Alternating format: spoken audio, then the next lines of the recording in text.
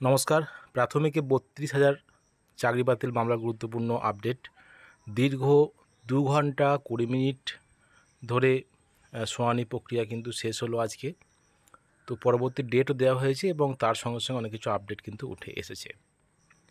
তো আজকে ৩২,০০০ শিক্ষক শিক্ষিকাদের আইনজীবী মাননীয় কল্যাণ বন্দ্যোপাধ্যায় মহাশয় আজকে একাধিক যুক্তি উপস্থাপন করেন।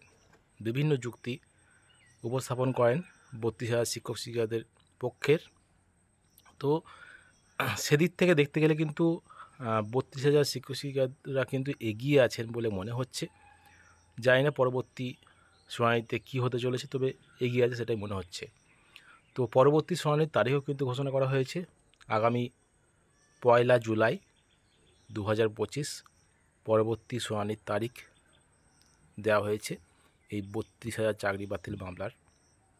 তো দীর্ঘক্ষণ ধরে কিন্তু আজকে শুনানি প্রক্রিয়া চলে এবং ৩২,০০০ শিক্ষক শিক্ষিকাদের তরফে যে আইনজীবী কল্যাণ বন্দ্যোপাধ্যায় মহাশয়, তিনি কিন্তু একাধিক যুক্তি উপস্থাপন করেন এবং বিভিন্নভাবে তিনি বোঝানোর চেষ্টা করেন মহামান্য বিচারপতিদের যে বিষয়টা কী এবং কেন বাতিল করেছিল এবং কেন বাতিল হওয়া উচিত নয় এই প্যানেল। তো ২০১৪ সালে টেটের যে নিয়োগ প্রক্রিয়া, ২০১৬ সালে যে নিয়োগ প্রক্রিয়া এবং ২০১৭ সালে যে জয়েনিং, প্রায় সেখানে ৪৩,০০০-এর কাছাকাছি কিন্তু শিক্ষক শিক্ষিকা নিয়োগ হয়েছিল।